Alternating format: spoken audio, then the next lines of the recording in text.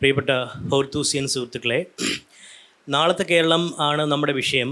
അപ്പോൾ സാമ്പത്തിക വ്യവസ്ഥയും സാധ്യതകളും. അപ്പോൾ നമുക്ക് ആ വിഷയത്തെക്കുറിച്ച് സംസാരിക്കാൻ കേരളത്തിൽ ഇന്ന് ഉള്ള ഏറ്റവും നല്ല എക്സ്പേർട്സാണ് നമുക്കുള്ളത്. ഒന്ന് ശ്രീ PH കുര്യൻ. അദ്ദേഹത്തെ പറ്റി പറയുമ്പോൾ ആദ്യം പറയേണ്ട കാര്യം, അദ്ദേഹം പ്രളയകാലത്ത്, അതായത് 2018 പ്രളയം നടന്ന കാലത്ത് അദ്ദേഹമായിരുന്നു റവന്യൂവിൻ്റെ വകുപ്പിൻ്റെ ചാർജുള്ള അഡീഷണൽ ചീഫ് സെക്രട്ടറി. വെളുപ്പിനെ 4 മണിവരെ ഓഫീസിലിരിക്കുക, വീണ്ടും പോയി കുളിച്ചിട്ട് വീണ്ടും തിരിച്ച് ഓഫീസിലെത്തുക, അങ്ങനെ കണ്ട് അധ്വാനിക്കേണ്ടി വന്നു. അദ്ദേഹം IT പ്രിൻസിപ്പൽ സെക്രട്ടറിയും ഇൻഡസ്ട്രീസിൻ്റെ പ്രിൻസിപ്പൽ സെക്രട്ടറിയും ആയിരുന്നിട്ടുണ്ട്. അങ്ങനെ കേരളത്തിൻ്റെ ഇന്ന് കാണുന്ന അനേകം പ്രോജക്റ്റുകൾക്കും മറ്റും ബീജാവാപം ചെയ്തത് ശ്രീ PH കുര്യൻ ചുമതലയിലിരിക്കുമ്പോഴാണ്.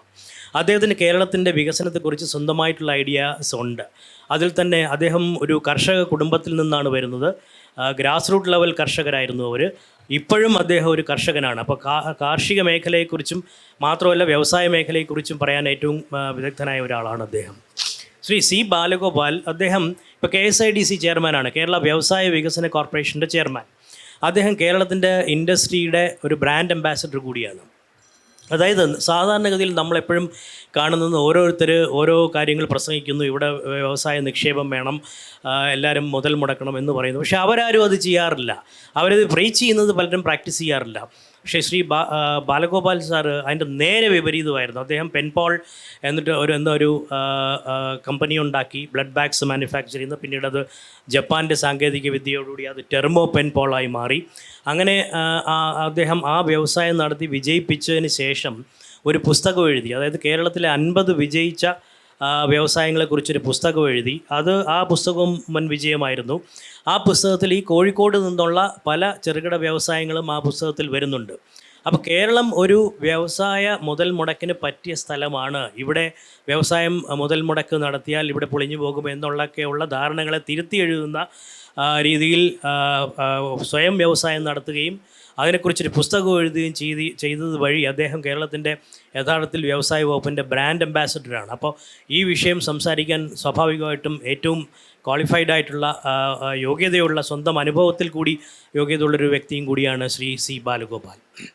അടുത്തത് ശ്രീ പോൾ തോമസ്. ഇസാഫ് എന്ന് പറയുന്ന കമ്പനി എന്ന് പറയുന്ന സ്മോൾ ഫിനാൻസ് ബാങ്ക്. ഈ സ്മോൾ ഫിനാൻസ് ബാങ്കിന് വേണ്ടിയിട്ട്, ലൈസൻസിന് വേണ്ടിയിട്ട് നിരവധി വമ്പന്മാരായിട്ടുള്ള ഗ്രൂപ്പുകളും മറ്റും RBIക്ക് അപേക്ഷിച്ചപ്പോൾ അവർക്കൊന്നും കിട്ടിയില്ല.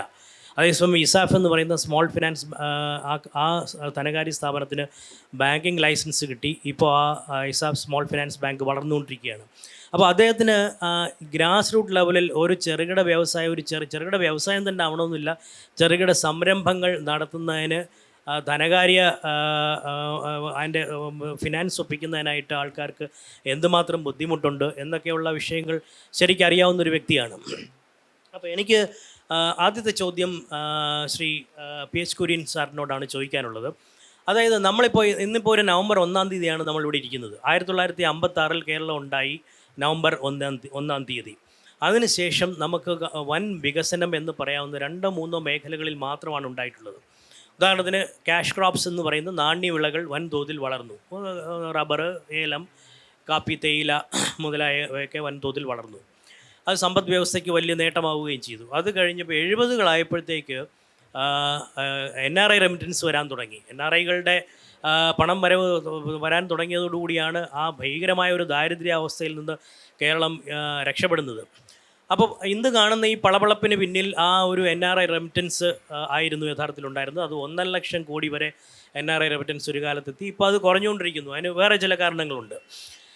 അത് കഴിഞ്ഞ് ഒരു മേഖല വൻതോതിൽ വളർന്നത് ടൂറിസമാണ്. ടൂറിസം 95 കഴിഞ്ഞതിന് ശേഷം, അതായത് 90-കളുടെ മധ്യത്തിൽ വളരാൻ തുടങ്ങി.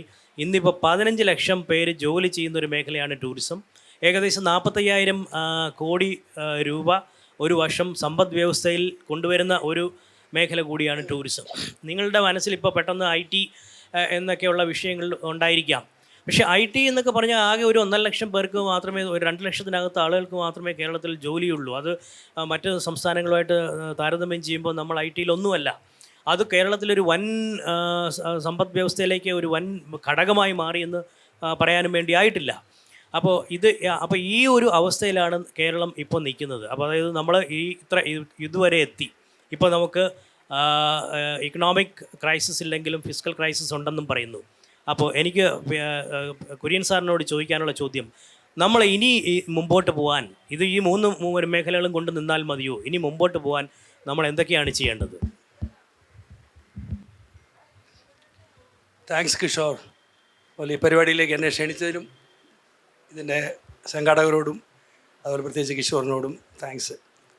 ഇതൊരു വലിയ ചോദ്യമാണ്. നമ്മുടെ ഈ ലിമിറ്റഡ് ടൈമിൽ ഉത്തരം പറയാൻ പറ്റും. ഞാൻ തന്നെയാണെന്ന് തോന്നുന്നില്ല അതിന് ഏറ്റവും നല്ല ഉത്തരം പറയാനുള്ള ആൾ. എന്നാലും എൻ്റെ എക്സ്പീരിയൻസ് വെച്ചുകൊണ്ട് മാത്രം പറയാം. അതായത് നമ്മൾ കിഷോർ പറഞ്ഞ ആ പാർട്ടെല്ലാം കറക്റ്റാണ്.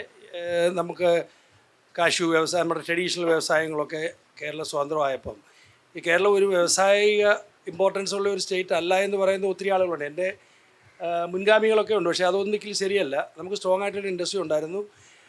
ഇൻ്റർനാഷണൽ എക്സ്പോർട്ട്സ് ഈ സ്പൈസസ് മാത്രമല്ല, നമ്മൾ കഴിഞ്ഞ ഒരു 4 നൂറ്റാണ്ടായിട്ട് കയർ വലിയൊരു എക്സ്പോർട്ടായിരുന്നു കേരളത്തിൽ. അത് ഉൽപ്പാദിപ്പിച്ച് എക്സ്പോർട്ട് ചെയ്യുന്ന കയറിൻ്റെ വ്യവസായം വലിയൊരു വ്യവസായമായിരുന്നു. സ്പൈസ് വലിയൊരു വ്യവസായമായിരുന്നു. ആർട്സ്, ഫോറസ്റ്റ് പ്രോഡക്ട്സ് ഇതെല്ലാം ഉണ്ടാക്കി നമ്മൾ പ്രദേശത്തേക്ക് എക്സ്പോർട്ട് ചെയ്യുന്ന ഒരുവിധ ഇൻഡസ്ട്രിയലൈസ്ഡ് ആയിട്ടുള്ളൊരു സ്ഥലമാണ്. ഓഫ് ലേറ്റ് ഇലക്ട്രിസിറ്റി വന്നതിന് ശേഷം, നമ്മുടെ മൂന്നാറിൽ ഇലക്ട്രിസിറ്റി ജനറേഷൻ തുടങ്ങിയതിന് ശേഷം നമുക്ക് കൊച്ചിക്ക് ചുറ്റുപാടുമായിട്ട് നല്ലൊരു വ്യവസായ കേന്ദ്രമുണ്ടായി. അലുമിനിയം കമ്പനി, അങ്ങനെ FACT, ഒത്തിരി കമ്പനികളുണ്ടായി. അപ്പോൾ പിന്നെ നമ്മുടെ ടെക്സ്റ്റൈൽ, നൂൽക്കുന്ന മറ്റേ മില്ലുകൾ, അങ്ങനെ എല്ലാം ഒത്തിരി ഇൻഡസ്ട്രി ഉണ്ടായിരുന്നു. അപ്പോൾ 60-കൾ 70-കൾ ആയപ്പോഴത്തേക്ക് ഓരോന്നിൻ്റെ കാലം മാറുന്നതനുസരിച്ച് അത് പോയി. 91-ൽ ഈ liberalisation, privatisation, national policy change വന്നതിന് ശേഷം അതിനകത്തെ പലതും അൺബയബിളായി, അതെല്ലാം അടച്ചുപോയി. അതെല്ലാം റിയാലിറ്റിയാണ്. അപ്പോൾ പുതിയ വ്യവസ്ഥയിലേക്ക് നമുക്കിപ്പോഴും വരാൻ പറ്റിയെന്നുള്ളതാണ് സംശയം. കാരണം 91-ൽ സാമ്പത്തിക ഉദാരവൽക്കരണ നയം ഈ രാജ്യം അഡോപ്റ്റ് ചെയ്തു. അവരതിനെ പല നിലകളായിട്ട് ഇപ്പോഴും കൊണ്ടുപോയിക്കൊണ്ടിരിക്കുകയാണ്. കേരളത്തിൽ അതിന് വേണ്ടിയിരുന്ന സ്റ്റേറ്റ് ലെവൽ റിഫോംസ് എന്ന് പറയും. കേന്ദ്ര റിഫോംസിന് ശേഷം സ്റ്റേറ്റ് ലെവൽ റിഫോംസ് വളരെ കാര്യമായിട്ട് ഇപ്പോഴും നടന്നിട്ടില്ല. 91 മുതൽ 24 വരെയും ലിബറലൈസേഷൻ നയങ്ങളെ ക്വസ്റ്റ്യൻ ചെയ്യുന്ന ഒരു പൊതു സമീപനമാണ് ഇന്നും കേരളത്തിൽ നിൽക്കുന്നത്. ലിബറലൈസേഷന് ഒന്നും പറ്റില്ല, ഉദാരവൽക്കരണം പറ്റില്ല. അതൊരു പക്ഷേ നമ്മൾ ഒരു ഇൻഡിപെൻഡൻറ്റ് കൺട്രി ആയിട്ട് നിലനിൽക്കുകയാണെങ്കിൽ അങ്ങനെ ഒരു പോളിസി നമുക്ക് കൊണ്ടുപോകാം. ഇത് ഇന്ത്യയിലെ വെറും 2% പോപ്പുലേഷൻ, 1% ഭൂവിസ്തൃതിയുള്ള നമ്മളിരുന്നിട്ട് ഇൻഡിപെൻഡൻ്റായിട്ട് അങ്ങനെ ഒരു നയം കൊണ്ടുപോയി കഴിഞ്ഞാൽ എന്തുവരും? നിങ്ങളുടെ സബ്ജക്റ്റിനകത്ത് പറഞ്ഞിരിക്കുന്ന പുതിയ സമ്പദ് വ്യവസ്ഥയെക്കുറിച്ചാണ് പറഞ്ഞിരിക്കുന്നത്. അപ്പോൾ ഈ സമ്പദ് വ്യവസ്ഥ നമ്മളിപ്പം വിശ്വസിച്ചിരുന്ന സമ്പദ് വ്യവസ്ഥയുടെ ഒരു പ്രോഡക്റ്റാണ് ഞാനും. എന്ന് പറഞ്ഞാൽ ഒരു സാധാരണ കർഷക കുടുംബത്തിൽ അതിനകത്ത് എൻ്റെ ഫാദറിൻ്റെ 3 ബ്രദേഴ്സിന് വേണ്ടി ലാൻഡ് റിഫോംസ് ചെയ്യുന്ന 1 ഏക്കർ സ്ഥലം മിച്ചഭൂമിയും കൂടെ ഞങ്ങൾക്ക് കിട്ടി. അതിനകത്ത് കപ്പയിട്ട് വളർന്ന് ഇന്നാണ് ഞാൻ വളർന്നത്. അപ്പോൾ കേരളത്തിൻ്റെ സോഷ്യൽ ചേഞ്ചസും ലീഗൽ ചേഞ്ചസും ഒക്കെ വന്നതിൻ്റെ ഗുണവും അനുഭവിച്ചിട്ടുള്ള ആൾ തന്നെയാണ് ഞാൻ. അത് ഞാൻ ഒരിക്കലും മറച്ചു വെക്കുന്നില്ല. നമ്മൾ ആ നേടിയ നേട്ടങ്ങൾ, ഈ ഹ്യൂമൻ ഡെവലപ്മെൻറ്റ് ഇൻഡെക്സിലുണ്ടായ നേട്ടങ്ങളൊന്നും ചുമ്മാ ഉണ്ടായതല്ല. അത് ഇവിടുത്തെ പോളിസിയുടെയും പല ആളുകളുടെയും പ്രവർത്തന ഫലമായിട്ട് തന്നെ ഉണ്ടായതാണ്. അത് വളർന്നിങ്ങനെ നിൽക്കുന്ന സമയത്താണ് നമുക്കിപ്പോൾ അടുത്ത നാളെ എങ്ങനെയെന്നുള്ള ചിന്ത വരുന്നത്. അപ്പോൾ അതാണ് ഞാൻ പറഞ്ഞത്, 91-ന് ശേഷമുള്ള ആ നയങ്ങളിൽ അതിൽ നമുക്ക് കൊള്ളാവുന്നതെങ്കിലും എടുത്ത് ഇത് ഞങ്ങൾ പെർസ്യൂ ചെയ്യുന്നെങ്കിലും പറയട്ടെ, ചില നമുക്ക് കൊള്ളില്ല. അതായത് WTO വന്നു, അത് റിയാലിറ്റിയാണ്, അതിനെ ഇനി മോമറിച്ചിട്ട് കാര്യമില്ല. WTO വന്നു, അപ്പോൾ ഇവിടെ റബ്ബറിന് വില കുറഞ്ഞു, അതിന് ഏതെങ്കിലും ഒരു സാധനത്തിന് വില കൂടി എന്ന് പറഞ്ഞിട്ട് അതിനെ മൊത്തം നമ്മൾ എടുത്തു കളഞ്ഞിട്ട് നമ്മുടെ നയത്തിൽപ്പെടുന്ന ഒരു സാധനമല്ല ഗ്ലോബൽ ട്രേഡിനെ സംബന്ധിച്ച് രാജ്യങ്ങൾക്ക് മാത്രമേ ഉള്ളൂ. അതിനകത്ത് WTOയിൽ നമ്മൾ പോയിട്ട് കഴിഞ്ഞാൽ അതുമായിട്ടൊത്ത് അതിനകത്ത് ഗുണം നമ്മൾ എടുക്കുക എന്നുള്ളത് മാത്രമേ ഉള്ളൂ. അതിനകത്ത് ഓരോ ദോഷം വരും. ഗുണത്തിനെ ഐഡൻറ്റിഫൈ ചെയ്ത് ആരെങ്കിലും പറയുന്നുണ്ടോ? അതിൻ്റെ ഗുണത്തിൻ്റെ ഒരു ഭാഗമല്ലേ നമ്മളിപ്പോൾ ഇത്ര ഇൻ്റർനാഷണലൈസ് ചെയ്ത് ഇവിടുന്ന് ഇത്ര ആളുകൾ പുറത്ത് പോകുന്നതും അവിടെ പഠിക്കാൻ പറ്റുന്നതും അവിടെ ജോലി ചെയ്യാൻ പറ്റുന്നതും എല്ലാം WTOയുടെ ഒരു നേട്ടമല്ലേ? അപ്പോൾ ആ ഗുണത്തെ പറയും. നമ്മൾ ആഗോളവൽക്കരണത്തിനെതിരെ നമ്മൾ സംസാരിക്കും. ഗ്ലോബലൈസ്ഡ് ആയിട്ടുള്ള സംസാരമാണ്. അപ്പോൾ അങ്ങനത്തെ ആ ഒരു ഹിപ്പോക്രസിയിൽ നിന്ന് കേരള സമൂഹം മാറണം. പുതിയ വ്യവസ്ഥയ്ക്കകത്ത് സമ്പദ് വ്യവസ്ഥ ഈ നാടും ലോകവും പോകുന്ന അനുസരിച്ച് മാറണം. അല്ലെങ്കിൽ നമുക്ക് വേറെ നിൽക്കാമായിരുന്നു. നമ്മളൊരു പ്രത്യേക രാജ്യമായിരുന്നെങ്കിൽ നമുക്കെല്ലാം നിയന്ത്രിക്കാനുള്ള സമയം നമുക്ക് അങ്ങനെ നിൽക്കാമായിരുന്നു. അപ്പോൾ ഞാനിപ്പോൾ പറയുകയാണെങ്കിൽ ഇന്ത്യയുടെ 91 മോമെൻ്റാണ് ഇപ്പോൾ കേരളത്തിന് വന്നിരിക്കുന്നത്. 33 വർഷം നമ്മൾ അതിന് തലതിരിച്ചും, പക്ഷേ അതിൻ്റെ പ്രയോജനങ്ങൾ ഉപയോഗിച്ച് നിന്നു. 91-ൽ ഇന്ത്യയിൽ റിഫോം വന്ന കാരണം എന്താ? ഫോറിൻ എക്സ്ചേഞ്ച് ഡിപ്ലോറ്റ് ചെയ്ത് ഒരാഴ്ച പോലും പെട്രോളിയം വാങ്ങാനുള്ള പൈസ ഇല്ലാതെ വന്നപ്പം സ്വർണം കൊണ്ട് ലണ്ടനിൽ പണയം വെച്ച് കാശ് കൊണ്ടുവന്ന് അതിൽ IMF-കാർ പറഞ്ഞ കണ്ടീഷൻ അനുസരിച്ച് ഉണ്ടായതാണ്. അത് ഇവിടെ ആരും അങ്ങോട്ട് മുന്നോട്ട് പോയി ഞങ്ങൾക്കിങ്ങനെ വേണം എന്ന് പറഞ്ഞിട്ടൊരു രാഷ്ട്രീയ നയമുണ്ടാക്കി പോയതല്ല എന്ന് നമുക്ക് കൃത്യമായിട്ട് അറിയാം. കമ്പൽഷനിൽ വന്നതാണ്. അപ്പോൾ അതേപോലത്തെ ഒരു മൂവ്മെൻറ്റാണ് ഇപ്പോൾ കേരളത്തിൽ വന്നിരിക്കുന്നതെന്ന് എനിക്ക് എൻ്റെ എക്സ്പീരിയൻസിൽ നിന്ന് മനസ്സിലാവുന്നു. പൈസ തീരെയില്ല ഗവൺമെൻറ്റിലെന്നുള്ള ഒരു ഫാക്റ്റാണ്. അത് നമ്മൾ day in and day out കാണുന്നതാണ്. ഓരോ ദിവസവും നമ്മൾ കാണുക. കഴിഞ്ഞ ദിവസം ഈ 108 അതിൻ്റെ ആംബുലൻസിൻ്റെ പേര്, ആംബുലൻസിൻ്റെ ഡ്രൈവർമാർക്ക് ശമ്പളം കിട്ടിയില്ല 2 മാസമായിരുന്നു. അവർ സമരത്തിന് പോവുക. ആ ഒരു സ്റ്റേജിൽ എത്തിയെന്നുള്ളത് നമ്മൾ, ഇത് റിയാലിറ്റി അല്ലേ, മാറുന്നതാണല്ല. 108 ഡ്രൈവർമാർക്ക് ശമ്പളം കിട്ടിയില്ല. ഹോസ്പിറ്റലിലെ ലിഫ്റ്റ് കേടായിട്ട് നന്നാക്കാനായിട്ട് 6 ദിവസം എടുക്കും. അത് നോക്കുന്ന ആളുകൾ ശരിക്കും നോക്കുന്നില്ല. ഇങ്ങനത്തെ പല പല പ്രശ്നങ്ങൾ നമുക്കുണ്ട്. നാളത്തെ സമ്പദ് വ്യവസ്ഥ എന്ന് പറഞ്ഞാൽ ഇതില്ലാത്തൊരു വ്യവസ്ഥ വരണം. അതാണല്ലോ നമ്മൾ നാളത്തെ സമ്പദ് വ്യവസ്ഥയിൽ നല്ലതായിട്ട് ഉദ്ദേശിക്കുന്നത്. എന്താണ്? ഇങ്ങനത്തെ പ്രശ്നങ്ങൾ മാറിയിട്ട് സർക്കാരിൻ്റെ കയ്യിൽ എല്ലാ കാര്യത്തിലും, ഹെൽത്തിനും എഡ്യൂക്കേഷനും സോഷ്യൽ സർവീസിനും സോഷ്യൽ സെക്യൂരിറ്റിക്കും എല്ലാം പണം കൊടുക്കാനുള്ള ഒരു സർക്കാരും അതുപോലെ പണം അല്ലെങ്കിൽ സമ്പത്ത് ഉൽപ്പാദിപ്പിക്കുന്ന ഒരു സമൂഹവുമാണ് നാളത്തെ സമ്പദ് വ്യവസ്ഥ. അതുകൊണ്ട് നമ്മൾ ഇന്ത്യക്ക് 91 മൂവ്മെൻറ്റ് എങ്ങനെ ഇരുന്നോ, 91 എങ്ങനെ ഇരുന്നോ, ഏകദേശം അതുപോലത്തെ ഒരു സിറ്റുവേഷൻ കേരളത്തിൽ വന്നിട്ടുണ്ട്. അപ്പോൾ സ്റ്റേറ്റ് ലെവൽ റിഫോംസ് കൊണ്ടുവരണം. ഇപ്പം ഞാൻ ഒറ്റ ചോദ്യത്തിൽ 2-3 കാതലായ പോയിന്റും പറയാം, പിന്നെ ഞാൻ അതിനകത്ത് ഇടപെടുന്നില്ല. ഈ പുതിയ സമ്പദ് വ്യവസ്ഥയിൽ കിടക്കാനുള്ള അത് പിന്നീട് പറയാം. ആയിക്കോട്ടെ, ഇത്രയും ആമുഖം പറഞ്ഞതേ ഉള്ളൂ. ശ്രീ ബാലകോ, സാറ് ഈ ഇപ്പോൾ KSIDCയുടെ തലപ്പത്താണ്. അപ്പോൾ പോളിസി ചേഞ്ചസ് ഉണ്ടാക്കാൻ പറ്റുന്ന ഒരു സ്ഥാനത്താണുള്ളത്. അപ്പോൾ കുര്യൻ സാർ ഇപ്പോൾ സിസ്റ്റമിക് ഫോൾസിനെ കുറിച്ച് പറഞ്ഞു. അതായത് ഒരുപാട് നമ്മളും ലിബറലൈസേഷൻ മോമെൻ്റ് ആണെന്ന് പറഞ്ഞു. ഒരു വ്യവസായ പോയിന്റ് ഓഫ് വ്യൂവിൽ അല്ലെങ്കിൽ ഒരു സമ്പദ് വ്യവസ്ഥയുടെ പോയിന്റ് ഓഫ് വ്യൂവിൽ എന്തൊക്കെ ചേഞ്ചസ് ആയിരിക്കും നമുക്ക് വരുത്തേണ്ടി വരിക? Thank you. ഇതിലേക്ക് കടക്കുന്നതിന് മുമ്പ് 1-2 കാര്യങ്ങൾ, കുര്യൻ പറഞ്ഞ കാര്യങ്ങളും നിങ്ങളുടെ ചോദ്യത്തിലുള്ള ഉൾക്കൊള്ളുന്ന ചില കാര്യങ്ങളും അത് എനിക്കൊന്ന് പ്രതികരിക്കാൻ ഉദ്ദേശിക്കുന്നു. നമ്മൾ നോക്കേണ്ടത് we have to look at the data. Latest ഇപ്പം 2022-23 കണക്കുകൾ പ്രകാരം കേരളത്തിൻ്റെ GSDP 11 ലക്ഷം കോടിയാണ്. അപ്പോൾ ദാറ്റ്സ് അബൌട്ട് $140 ബില്യൺ. ശരാശരി പെർ ക്യാപിറ്റ GSDP വെച്ച് നോക്കിയാൽ ദാറ്റ് ഇസ് ക്ലോസ് ടു $4,000. അതായത് Indian above the Indian average, number 1. 2500 പിന്നെ ദി സെക്കൻഡ് തിങ് ഈസ്, ഇത് നമ്മൾ പറയുമ്പം ഈ സാധാരണ നമ്മൾ കേൾക്കുന്ന ഒരു റെസ്പോൺസിസ് അത് റെമിറ്റൻസ് കാരണമാണ്. റെമിറ്റൻസ് ഗ്രോസ് സ്റ്റേറ്റ് ഡൊമസ്റ്റിക് പ്രോഡക്റ്റിൻ്റെ കാൽക്കുലേഷനിൽ remittance income is not taken in to account. Remittance income has an effect on the consumption spending, not on the gross state domestic product. അപ്പോൾ gross state domestic product figure അത് നിലനിൽക്കും. It is not affected by remittances, number 1. Number 2, latest ഇപ്പം ഈ കണക്കുകൾക്കുള്ള problem is that we don't have any one reliable source of data. That is not peculiar to Kerala മാത്രമല്ല, ഇന്ത്യയിൽ ഇപ്പം തന്നെ പൊതുവേ ഇക്കണോമിക് ഇൻഫർമേഷനെ പറ്റി ഒരുപാട് കൺഫ്യൂഷനുണ്ട്.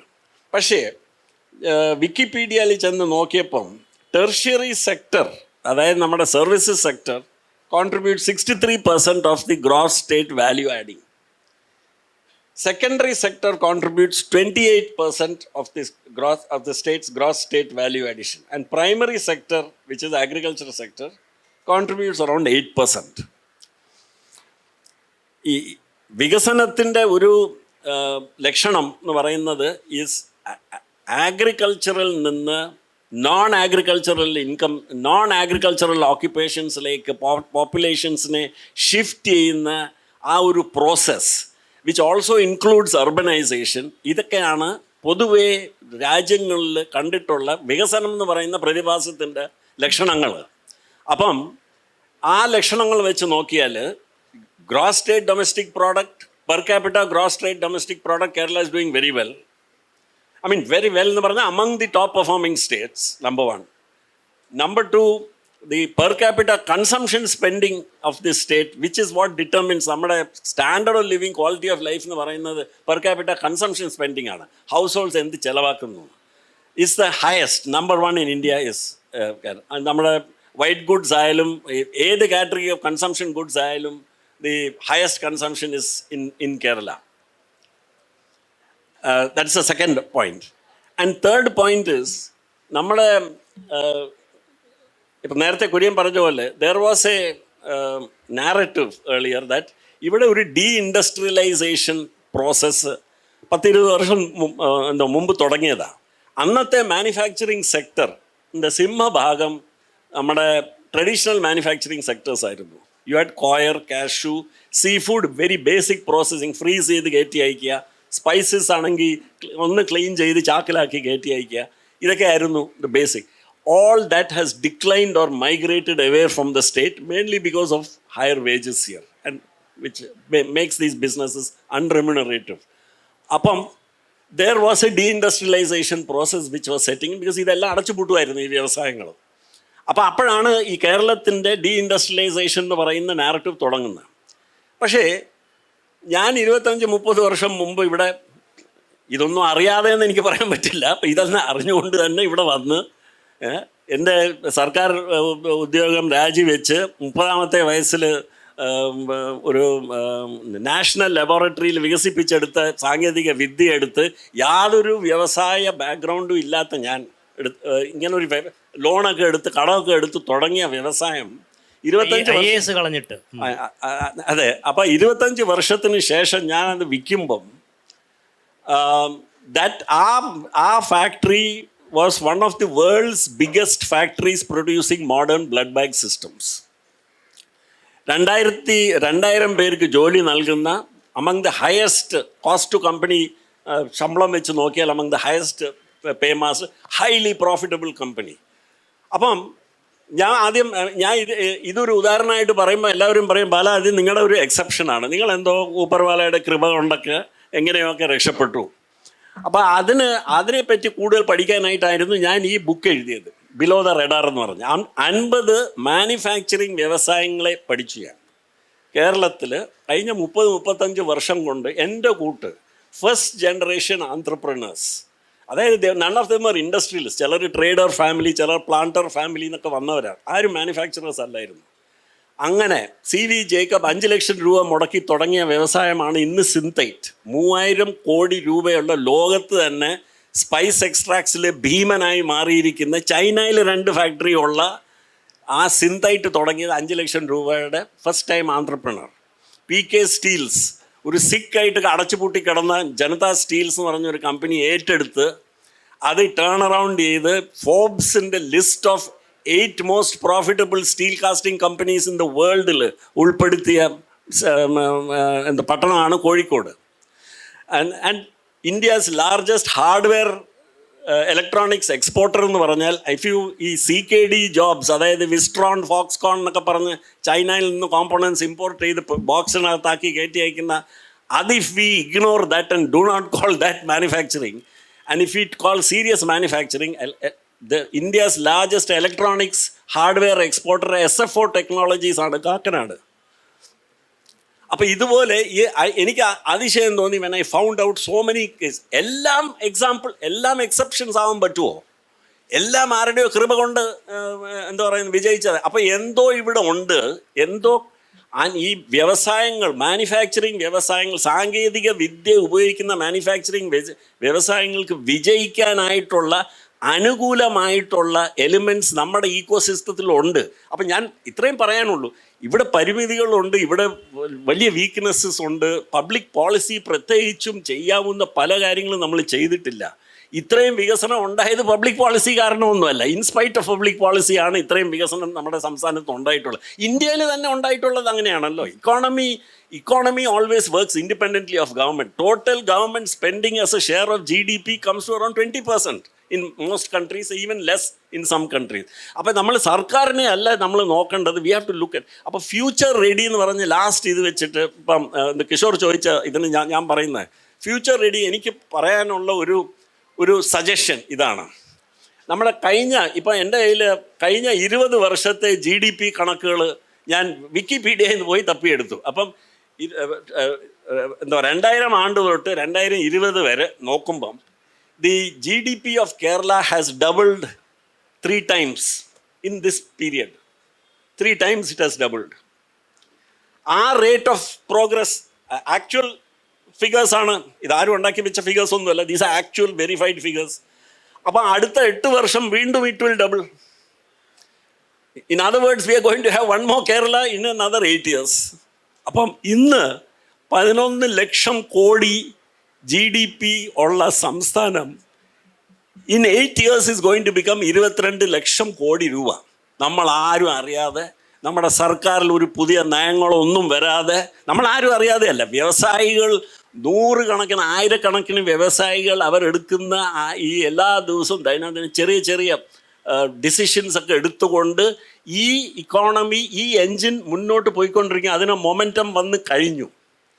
അപ്പം നമ്മളിപ്പം ചിന്തിക്കേണ്ട കാര്യം, സർക്കാരും സമൂഹവും മാധ്യമങ്ങളും എല്ലാം ഈ പ്രോസസ്സിനെ എങ്ങനെ, ഇതിൽ ഇപ്പോഴും തടസ്സമായിട്ട് നിൽക്കുന്ന എന്തെങ്കിലും ഉണ്ടെങ്കിൽ ആ തടസ്സങ്ങൾ നമ്മൾക്ക് എങ്ങനെ നീക്കാൻ പറ്റും? Because we are not talking about a basket case, we are not talking about a loser, we are talking about one of the leading economies of India. Thank you.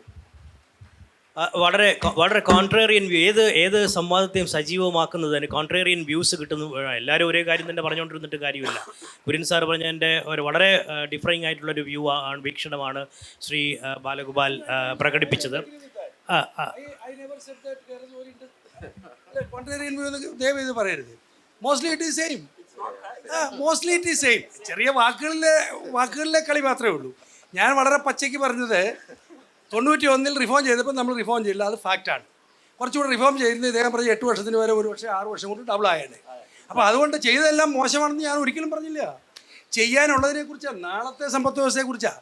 ഇതിന് മുമ്പ് പോയ സമ്പദ് വ്യവസ്ഥയുടെ കുറ്റവും കുറവും അല്ല നമ്മൾ നോക്കാൻ പോകുന്നത്. നമ്മൾ നോക്കാൻ പോകുന്നത് 8 വർഷം കൊണ്ട് GDP ഡബിൾ, GSDP ഡബിൾ ആയെങ്കിൽ 6 വർഷം കൊണ്ട് എന്തും കൂടെ ആയിക്കൂടാ എന്ന് മാത്രമാണ് നമ്മൾ നോക്കുന്നത്. ശ്രീ പോൾ തോമസിനോട് ചോദിക്കാനുള്ളത്, ഇപ്പോൾ രണ്ടുപേരും പറഞ്ഞു നമുക്ക് പോരായ്മകളുണ്ട്, തടസ്സങ്ങളുണ്ട്, നമുക്ക് മാറ്റം വരുത്തണം എന്ന് പറഞ്ഞു. അപ്പോൾ ബാലഗോപാൽ സാർ പറഞ്ഞപ്പോഴത്തേക്ക് പ്രൈമറി, സെക്കൻഡറി, ടെർഷ്യറി സെക്ടറിൽ, സർവീസ് സെക്ടറിലൊക്കെ ഉള്ള കേരളം സർവീസ് സെക്ടറിൽ വളരെ മുമ്പിലാണ്, സെക്കൻഡറിയിൽ മുമ്പിലാണ്, പ്രൈമറിയിൽ പുറയിലാണെന്ന് പോയി. അങ്ങ് ഒരു ബാങ്കർ എന്നുള്ള നിലയിൽ ചെറുകിട സ്മോൾ ഫിനാൻസിങ് നടത്തുമ്പോൾ പ്രൈമറി സെക്ടറിലുള്ളവരും സെക്കൻഡറി സെക്ടറിലുള്ളവരും വ്യവസായവും കൃഷിയും സർവീസ് സെക്ടറിലുള്ളവരും എല്ലാവരും വായ്പകൾക്കായിട്ട് വരും. അപ്പോൾ അവരിൽ നിന്നുള്ള അനുഭവം എങ്ങനെയായിരുന്നു? Thank you Kishore. ആദ്യം തന്നെ മനോരമയ്ക്ക് ഇങ്ങനെ ഒരു സാംസ്കാരിക പരിപാടിയിൽ കേരളത്തിൻ്റെ സമ്പദ് വ്യവസ്ഥയെക്കുറിച്ചിട്ട്, ഭാവി സമ്പദ് വ്യവസ്ഥയെക്കുറിച്ചിട്ടുള്ളൊരു സെഷൻ ഉൾപ്പെടുത്തിയതിന് പ്രത്യേകമായിട്ട് അഭിനന്ദനങ്ങൾ. എന്നെ ഇതിന് ക്ഷണിച്ചതിനും പ്രത്യേകമായിട്ടുള്ള നന്ദി അറിയിക്കുന്നു. ഞാൻ എൻ്റെ ചോദിച്ച ചോദ്യത്തിലോട്ട് വരുന്നതിന് മുമ്പ് കുര്യൻ സാർ പറഞ്ഞതിനും ബാലഗോപാൽ സാർ പറഞ്ഞതിനോടും രണ്ടുപേരും പറഞ്ഞ വ്യൂസിനോട് പൂർണ്ണമായിട്ടും യോജിക്കുകയാണ്. ഒരു കാര്യം മാത്രമേ ഉള്ളൂ, രണ്ടുപേരും പറഞ്ഞതിൽ നിന്ന് ഞാൻ മനസ്സിലാക്കുന്നതായിട്ടുള്ള കാര്യം, നമുക്കിതിലേയും കൂടുതൽ ഫാസ്റ്റായിട്ട് വളരാമായിരുന്നു. നമ്മളുടെ ഓപ്പർച്യൂണിറ്റീസ് ഇന്ത്യയിലെ മറ്റേതൊരു സംസ്ഥാനവുമായിട്ട് നോക്കുമ്പോൾ നമ്മളുടെ സോഷ്യൽ ഇൻഡെക്സുകളെല്ലാം നമ്മൾ വളരെ നേരത്തെ തന്നെ വളരെ ഹയർ ലെവൽ മറ്റേതൊരു സംസ്ഥാനം ഇപ്പോഴും ഞാൻ വളരെ ഇന്ത്യയുടെ 25 സംസ്ഥാനങ്ങളിൽ ഞാൻ പ്രവർത്തിക്കും. ഞങ്ങളുടെ ബ്രാഞ്ചുണ്ട്. ഞാൻ അവിടെ വളരെ ഇൻറ്റീരിയർ പ്ലേസിലൊക്കെ യാത്ര ചെയ്യുന്ന ആളാണ്. സോ നമ്മൾ പല സ്ഥലത്തും പോകുമ്പോൾ നമ്മൾ അവരെല്ലാം പല സ്ഥലങ്ങളും ഇപ്പോഴും കേരളത്തിൻ്റെ ഒരു 50 വർഷം പുറകിൽ ആണെന്ന് വേണമെങ്കിൽ പറയാം. അപ്പം നമുക്ക് ഇതിലും കൂടുതൽ തീർച്ചയായിട്ടും ഇന്ത്യയുടെ എക്കണോമിക് ക്യാപിറ്റൽ ആകാമായിരുന്നു. അതിനുള്ള ഒരു കാരണം അതിൽ മാധ്യമങ്ങൾക്കും ഒരു വലിയൊരു പങ്ക് ഉണ്ട്. കാരണം ഇവിടുത്തെ ഒരു പൊതു സംസ്കാരം എന്ന് പറയുന്നത് നമുക്കെല്ലാവർക്കും പണം വേണം, പക്ഷെ പണം ഉണ്ടാക്കുന്നതിനെ കുറിച്ചിട്ട് ഇവിടെ ഒരു തരത്തിലുള്ള സംസ്കാരവുമില്ല. പണം ഉണ്ടാക്കുന്നതിന് ജോലി കൊടുക്കുക. ഇപ്പം ഞാൻ കേരളത്തിന് വെളിയിൽ ചെല്ലുമ്പോൾ ഇപ്പോൾ ഇസാഫിൽ 18,000 പേര് ഡയറക്റ്റായിട്ട് ജോലി ചെയ്യുന്നുണ്ട്. പക്ഷേ ഇവിടെ ആരോട് പറഞ്ഞാലും അതിനൊരു വില പോലും ഇല്ല നമ്മുടെ നാട്ടിൽ. പക്ഷേ ഞാൻ കേരളത്തിന് പുറത്തു പോയി ഞാൻ സംസാരിക്കുമ്പോൾ ഇവിടുത്തെ ഈ സ്റ്റേറ്റിൽ നിന്ന് ഇത്ര പേര് ഇവിടെ വർക്ക് ചെയ്യുന്നുണ്ട്, ഇത്ര ബ്രാഞ്ചുണ്ട് എന്നൊക്കെ പറഞ്ഞു കഴിയുമ്പോൾ അവരുടെ റെസ്പോൺസ് വളരെ പോസിറ്റീവായുള്ള റെസ്പോൺസാണ്. എനിക്ക് ഭയങ്കര പിന്നെ അവിടെ കൂടുതൽ ചെയ്യാനായിട്ട് തോന്നുന്നു. അത് നമ്മുടെ ഒരു ചിന്താഗതിയിലുള്ള ഒരു പെർസെപ്ഷൻ ഒരു പ്രശ്നമുണ്ട്. ഇപ്പോൾ ഞാൻ പള്ളിയിൽ പോകുമ്പം സ്ഥിരമായിട്ട് ജനറലായിട്ട് എൻ്റെ ചെറുപ്പം മുതൽ കേട്ടിരിക്കുന്നത് എന്താണ്, ധനവാൻ സ്വർഗരാജ്യത്തിൽ പോകുന്നത് ഒട്ടകം സൂചിക്കുഴയിൽ കൂടെ കടക്കുന്നതിനേക്കാൾ പ്രയാസമാണ്. അപ്പോൾ ഏത് പള്ളിയിൽ പോകുന്നത് ഏതൊരാളുടെയും ആഗ്രഹം എന്ന് പറയുന്നത് സ്വർഗരാജ്യത്തിൽ പോകണം എന്നുള്ളതാണ്. അപ്പോൾ പിന്നെ ധനം ഉണ്ടാക്കിയാൽ അതിന് വിരുദ്ധമാണ്. ഇത് തന്നെയാണ് പൊതുവായിട്ടുള്ള നമ്മളുടെ ഒരു സമൂഹത്തിൽ, നമ്മളുടെ മാധ്യമങ്ങളിൽ. ഇപ്പം സാറ് പറഞ്ഞു ഈ 50 ഇൻഡസ്ട്രിയും ഇവിടെ തന്നെ ഉണ്ടായിരുന്നതാണ്. പലതും നമുക്കിപ്പം കേട്ടിട്ട് പോലുമില്ല. അപ്പം ഞങ്ങൾക്ക് ബാങ്ക് ലൈസൻസ് കിട്ടുന്നത് 2015-ലാണ്. 2015 ശേഷമാണ് ഞങ്ങൾ ഇസാഫിനെ ആളുകൾ അറിയാനായിട്ട് തുടങ്ങിയത്, മാധ്യമങ്ങളാണെങ്കിലും ശ്രദ്ധിക്കാനായിട്ട് തുടങ്ങിയത്. അതുവരെയും നമ്മൾ ഈ പ്രവർത്തന രംഗത്തുണ്ടായിരുന്നു. അപ്പോൾ അതുകൊണ്ട് എനിക്ക് തോന്നുന്നു തീർച്ചയായിട്ടും നമ്മളുടെ ചിന്താഗതിയിൽ, സമൂഹത്തിൻ്റെ ചിന്താഗതിയിൽ, നമ്മുടെ വർത്തമാനങ്ങളിൽ, നമ്മളുടെ മാധ്യമങ്ങളിൽ ഒക്കെ ഇതിനെക്കുറിച്ചിട്ട് സമ്പത്ത് ഉണ്ടാക്കുന്നതിനെക്കുറിച്ച്, കാരണം സമ്പത്ത് ഉണ്ടാക്കുക എന്നുള്ളത് പ്രാഥമികമായിട്ട് മറ്റെല്ലാ വികസനത്തിൻ്റെയും അടിസ്ഥാനമാണെന്നാണ് ഞാൻ കരുതുന്നത്. കാരണം ഞാനത് ഗ്രാസ് റൂട്ട് ലെവലിൽ ഞാൻ കണ്ടിട്ടുണ്ട്. Wealth creation. കാരണം ഞാനിപ്പോൾ 92 മുതൽ ഞാൻ ഇസാഫ് ഒരു NGO ആയിട്ട് ഞങ്ങൾ പ്രവർത്തനം തുടങ്ങി. ഗ്രാസ് റൂട്ട് ലെവലിൽ വെൽത്ത് ക്രിയേഷൻ തന്നെയായിരുന്നു നമ്മളുടെ ഒബ്ജക്റ്റീവ്. കാരണം ബാക്കി അത് ചെയ്ത് കഴിയുമ്പോൾ, വരുമാനം കൂടി കഴിയുമ്പോൾ വീട്ടിൽ ടോയ്ലറ്റ് ഉണ്ടാക്കുന്നു, വീട് വയ്ക്കുന്നതിനെ കുറിച്ചിട്ട് അവർ ചിന്തിക്കുന്നു. അപ്പം വേറെ ഗവൺമെൻറ് സപ്പോർട്ടൊന്നും ആവശ്യമില്ല. പിള്ളേരെ സ്കൂളിൽ പഠിപ്പിക്കുന്നു. അപ്പോൾ അങ്ങനെ ബാക്കിയുള്ള സോഷ്യൽ ഇൻഡെക്സുകളെല്ലാം നമുക്ക് നേടാനായിട്ട് പറ്റുന്നു. അപ്പോൾ അതുകൊണ്ട് കേരളം നേടിയിട്ടുള്ള സോഷ്യൽ സെക്ടറൽ ബെനിഫിറ്റ്സ് നമ്മൾ എക്കണോമിക്കായിട്ട് കൺവേർട്ട് ചെയ്യുന്ന ചെയ്തിട്ടുണ്ട്. തീർച്ചയായിട്ടും ഞാൻ അവർ രണ്ടുപേരും പറഞ്ഞുകൊണ്ട് യോജിക്കുന്നു. പക്ഷേ ഇതിൽ കൂടുതലാകാമായിരുന്നു. ഇന്നിപ്പം ലോകം ഇപ്പം ഇൻഡസ്ട്രി 4, ഇൻഡസ്ട്രി 5 കുറിച്ചൊക്കെ ചിന്തിക്കുമ്പോൾ സസ്റ്റൈനബിൾ ഡെവലപ്മെൻറ്റ്, സസ്റ്റൈനബിൾ ആയിട്ടുള്ള ഇൻഡസ്ട്രീസിനെ കുറിച്ചിട്ടാണ് പറയുന്നത്. നമ്മളിപ്പം കഴിഞ്ഞ വർഷം 2000 എനിക്കൊരു നീതി ആയോഗിൻ്റെ കണക്കിൽ SDG ഗോൾസിൽ കേരളം നമ്പർ 1 ആണ്. കേരളത്തിൻ്റെ സ്കോർ 70 ആണ്. ഓൾ ഇന്ത്യ ലെവലിൽ അത് 60 ആണ്. അപ്പം ദാറ്റ് മീൻസ് സസ്റ്റൈനബിൾ ആയിട്ടുള്ള ഇൻഡസ്ട്രീസിന്, കാരണം ഇന്ന് ലോകം നോക്കുന്നത് അങ്ങനത്തെ ഇൻഡസ്ട്രിയാണ്, ഇവിടെ വളരെയധികം സാധ്യതകൾ ഉണ്ടെന്നുള്ളതാണ്. പക്ഷേ കുര്യൻ സാറും പറഞ്ഞത് നമ്മൾ ഈ സോഷ്യൽ ഇൻഡസ്ട്രീസിനെ കുറിച്ച് ഇങ്ങനെ മേനി നടിച്ചുകൊണ്ടിരുന്നിട്ട് കാര്യമില്ല എന്നുള്ളതാണ്. നമുക്ക് ഇതിലൊക്കെ വളരെ ബഹുദൂരം മുന്നേറാമായിരുന്നു എന്നാണ് എല്ലാവരും പറഞ്ഞത്. അപ്പോൾ ഇനി നേടണം എന്നുള്ളതാണ് നമ്മുടെ ചെയ്യേണ്ടത്. ഞാൻ അതിലോട്ട് വരാം. അപ്പം ഞാൻ പറഞ്ഞത് നമ്മൾ ചെയ്യേണ്ട കാര്യം, നമ്മുടെ ഈ സോഷ്യൽ ഇൻഡെക്സിൻ്റെ ഹൈ സ്റ്റാൻഡേർഡ്സിനെ എങ്ങനെ നമുക്ക് എക്കണോമിക്കായിട്ട് കൺവേർട്ട് ചെയ്യാൻ, അതിനെ എങ്ങനെ ലിവറേജ് ചെയ്യാന്നുള്ളതിനെ കുറിച്ചിട്ട് നമ്മൾ ചിന്തിക്കണം. ഇപ്പം ഞാൻ ഗ്രാസ് റൂട്ട് ലെവലിൽ വർക്ക് ചെയ്യുന്ന ആളാണ്. അപ്പം തീർച്ചയായിട്ടും ഒത്തിരി മൈക്രോ ലെവൽ എൻ്റർപ്രണേഴ്സിനെ ഉണ്ടാക്കാനായിട്ട് ഒരു നിശബ്ദ വിപ്ലവത്തിലൂടെ ഞങ്ങൾക്ക് സാധിച്ചിട്ടുണ്ട്. കാരണം ആക്സസ് ടു ഫിനാൻസ് എന്ന് പറയുന്നത് വളരെ ഇമ്പോർട്ടൻ്റ് ആണ്. അപ്പോൾ ഞാൻ ആദ്യം സെൽഫ് എംപ്ലോയ്മെൻറ്റും മൈക്രോ എൻ്റർപ്രൈസും പ്രൊമോട്ട് ചെയ്യാനായിട്ട് 90കളിൽ തുടങ്ങിയപ്പോൾ വന്ന ഉടനെ ആദ്യത്തെ ചോദ്യം എന്ന് പറയുന്നത് ഞങ്ങൾക്ക് അങ്ങനെയാണ് ഞാൻ ഈ ലെൻഡിങ്ങിലോട്ടും മൈക്രോ ക്രെഡിറ്റിലോട്ടൊക്കെ വരാനായിട്ടുള്ള കാരണം എന്ന് പറഞ്ഞാൽ, കാരണം തിയറി പറഞ്ഞിട്ട് കാര്യമില്ല, അവർക്ക് പൈസ വേണം. അപ്പം അങ്ങനെയാണ് ഞാൻ മൈക്രോ ലെൻഡിങ് ഞങ്ങൾ ആരംഭിച്ചു. പിന്നീട് അത് വളർന്നു. അപ്പോൾ വളരെയധികം വലിയൊരു മൈക്രോ ലെവൽ, കാരണം ഇപ്പം ഞങ്ങൾക്ക് കേരളത്തിൽ മാത്രം 10 ലക്ഷം സ്ത്രീകളുടെ മൈക്രോ സംരംഭങ്ങൾക്ക് ഞങ്ങൾക്ക് വായ്പ കൊടുത്തിട്ടുണ്ട്. അതിലേകദേശം 26% പേര് 3 മുതൽ 5 പേരിൽ ജോലി ക്രിയേറ്റ് ചെയ്തിട്ടുണ്ട്. അതായത് ഡെയിലി 500-600 രൂപയൊക്കെ കൂലി ശമ്പളം കൊടുക്കുന്നതായിട്ടുള്ള ജോലി ക്രിയേറ്റ് ചെയ്തിട്ടുണ്ട്. അപ്പോൾ വലിയൊരു നിശബ്ദ വിപ്ലവം നമ്മുടെ നാട്ടിൽ നടക്കുന്നുണ്ട്. പക്ഷേ നമുക്ക് തീർച്ചയായിട്ടും ഇനിയും ഈ പറഞ്ഞ മേഖലകളിൽ, പ്രത്യേകിച്ച് വിദ്യാഭ്യാസം, ഞാൻ പറയാൻ ഉദ്ദേശിച്ചത് ഭാവി, ഇപ്പം നമുക്ക് കൂടുതലിപ്പം നടന്നതിനെ കുറിച്ചിട്ട് കഴിഞ്ഞ കാലത്തെക്കുറിച്ച് ചർച്ച ചെയ്തിട്ട് കാര്യമില്ല. കാരണം നവകേരളത്തെക്കുറിച്ച് ചർച്ച ചെയ്യുന്നത്, ഞാനിപ്പം കഴിഞ്ഞ 2 ഇലക്ഷൻ്റെ സമയത്തും തൃശ്ശൂരിൽ പൊളിറ്റിക്കൽ 2 മുന്നണിയുടെയും ലീഡേഴ്സ് വന്നപ്പോഴും ഞാൻ അവരുടെ മുമ്പിൽ വെച്ച കാര്യമാണ്. കാരണം മറ്റ് സംസ്ഥാനങ്ങളിൽ, കേരളത്തിൽ നിന്ന് ഉന്നത വിദ്യാഭ്യാസത്തിന് വേണ്ടി പുറത്തു പോകുന്ന കുട്ടികളുടെ എണ്ണം കൂടുന്നു.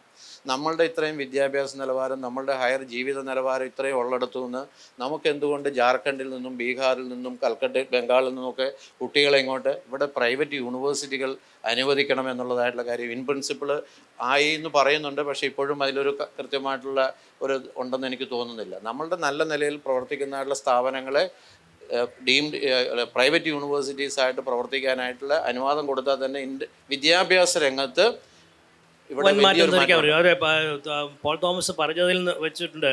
എനിക്കൊരു കാര്യം കുര്യൻ സാറിനോട് ചോദിക്കാനുണ്ട്. അതായത് നമ്മൾ ഒരുപാട് ചേഞ്ചസ് വരുത്തി എന്ന് നമ്മൾ പറയുന്നു, എന്നിട്ട് നമ്മൾ അത് ഓർഡർ ആക്കി എന്ന് പറയുന്നു, ജിയോ ഇറങ്ങി എന്ന് പറയുന്നു. പക്ഷേ അത് ആരുടെ അനുഭവത്തിൽ വരുന്നില്ല, നടപ്പിലാകുന്നില്ല. നമ്മൾ മറ്റ് സംസ്ഥാനങ്ങളിൽ നിന്ന് വിദ്യാഭ്യാസ സ്ഥാപനങ്ങളെ ഇങ്ങോട്ട് കൊണ്ടുവരാൻ ശ്രമിക്കുന്നെന്ന് പറയുന്നു, നടപ്പിലാകുന്നില്ല. തോട്ടങ്ങളിൽ കൃഷി ആദ്യം 4-5 കൃഷിയും റബ്ബറും തേയില ഏലവും മാത്രമല്ല, നമുക്ക് എന്ത് കൃഷി വേണമെങ്കിലും ചെയ്യാമെന്ന് പറഞ്ഞു ഗവൺമെൻറ് ഓർഡറുണ്ട്. ഇതുവരെ ആർക്കെങ്കിലും അത് അനുഭവത്തിൽ വന്നതായിട്ട് ഞാൻ കണ്ടിട്ടില്ല. 5% ഭൂമി തോട്ടത്തിൻ്റെ ടൂറിസത്തിനായിട്ട് ഉപയോഗിക്കാമെന്ന് ഗവൺമെൻറ് ഓർഡറും ആക്ട് പാസ്സാക്കി ഇന്ത്യൻ പ്രസിഡന്റ് അസെൻറ്റ് കൊടുത്ത ഒരു നിയമമുണ്ട്. പക്ഷേ ഇതുവരെ ആർക്കും അങ്ങനെ ടൂറിസത്തിൻ്റെ തോട്ടത്തിൻ്റെ 5% ഭൂമി ഉപയോഗിക്കാൻ അനുമതി കിട്ടിയിട്ടില്ല. അതുപോലെ എല്ലാവരും പറയുന്നതാണ് ലാൻഡ് സീലിംഗ് കൂട്ടണം, 15 ഏക്കർ മാത്രമേ ഓൺ ചെയ്യാൻ പറ്റുള്ളൂ, വ്യവസായങ്ങളും പ്രോജക്റ്റുകളും വരണമെന്നുണ്ടെങ്കിൽ കൂടുതൽ ഭൂമി വേണം എന്ന് പറയുന്നു. അവനവൻ്റെ പറമ്പിലെ മരം വെട്ടി വെക്കുന്നതിന് പോലും അനുവാദം ഇല്ലാത്തൊരു സ്ഥിതിയായിരുന്നു. ഇപ്പോൾ പറയുന്നു അതിനൊരു ഓർഡർ ഇറക്കിയിട്ടുണ്ട്, ഫോറസ്റ്റ് ഡിപ്പാർട്ട്മെൻറ്റിൻ്റെ അനുമതി ഇല്ലാതെ തന്നെ മരം വെട്ടി വിൽക്കുക. അതായത് അവനവൻ്റെ പറമ്പിൽ കൃഷി ചെയ്യുന്ന തേക്ക് ഈട്ടിയൊക്കെ വെട്ടി വിൽക്കുന്നതിന് പെർമിഷൻ വേണം. അതൊരിക്കലും കിട്ടാത്ത പെർമിഷനുമായിരുന്നു. അപ്പോൾ ഗവൺമെൻറ് ഓർഡറുകളും മറ്റും ഇറങ്ങുന്നു, നമ്മളെല്ലാം പ്രസംഗിക്കുന്നു, പക്ഷേ ഒന്നും നടപ്പാകുന്നില്ല. ഇതിൽ നിന്ന് എന്ത് മാറ്റമാണ് യഥാർത്ഥത്തിൽ വരേണ്ടത്? അതെ, നമ്മൾ ഈ സമൂഹത്തെ കുറ്റം പറഞ്ഞിട്ട് കാര്യമില്ല. പക്ഷേ അതാണ് ഫാക്റ്റ്. സമൂഹത്തിനെ കുറ്റം പറഞ്ഞാൽ ആരോടെ കുറ്റം പറയാം? അതിനെ ലീഡ് ചെയ്യുന്ന ആളുകൾ എന്ന് പറയുന്നത് സർക്കാരും രാഷ്ട്രീയ പാർട്ടികളുമാണ്. അവരുടെ ഡിറ്റർമിനേഷൻ ഉണ്ടെങ്കിൽ മാത്രമേ സമൂഹത്തിലെ മാറ്റം വരാൻ പറ്റുള്ളൂ.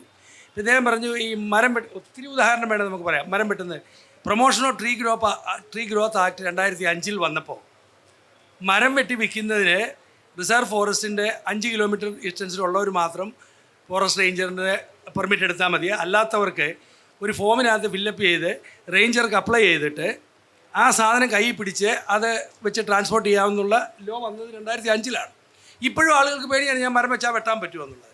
അതിൻ്റെ അർത്ഥം സമൂഹം ഈ വക കാര്യങ്ങളെ ഇപ്പോഴും ഇംബൈബ് ചെയ്തിട്ടില്ല. അതായത് ഇവിടെ ഒരു വാക്ക് ഉപയോഗിച്ചു, സമ്പത്ത് ക്രിയേഷൻ, വെൽത്ത് ക്രിയേഷൻ. സമൂഹം ഒരു ഡിസൈറബിൾ സാധനമായിട്ട് ഇപ്പോഴും സമൂഹത്തിൽ മൊത്തമായിട്ട് വന്നില്ല. പ്രൈവറ്റ് യൂണിവേഴ്സിറ്റി കേരളത്തിൽ വരുമെന്ന് പറഞ്ഞിട്ട് ഇപ്പോൾ 2 വർഷത്തോളമായി. ഇതുവരെ ആ ബില്ല് വയലേറ്റ് ചെയ്ത് പാസ്സാക്കാൻ നമുക്ക് കേരള ഗവൺമെൻറ്റിന് പറ്റിയിട്ടില്ല. അതിൻ്റെ കാരണം എന്താണ്? സമൂഹം അത് ഡിമാൻഡ് ചെയ്യുന്നില്ല. സമൂഹം അതിന് പകരം വേറെ വഴി കണ്ടുപിടിച്ചു. ഇവിടുത്തെ വിദ്യാഭ്യാസം മോശമാണെങ്കിൽ നമുക്ക് പുറത്തേക്ക് പോയേക്കാം.